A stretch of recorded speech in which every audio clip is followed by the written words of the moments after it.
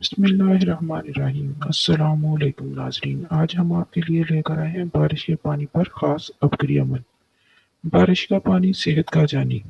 Hepatitis, cancer, دائمی نزلہ، زکام، حافظے کی کمزوری، نظر کی کمزوری، بے خوابی، پیٹ اور آنتوں کے امراض، شوگر، بلڈ پریشر، جلد بڑھاپا، مردوں اور عورتوں کے پوشیدہ امراض، الگر جس نے بھی جس مقصد اور روحانی بیماریوں، گناہوں سے حفاظت، نیکی کی طرف رغبت، نظر بد، جادو جنات یا جسمانی بیماریوں کے لیے استعمال کیا، اسے فائدہ ہوا اور 100% فائدہ ہوا۔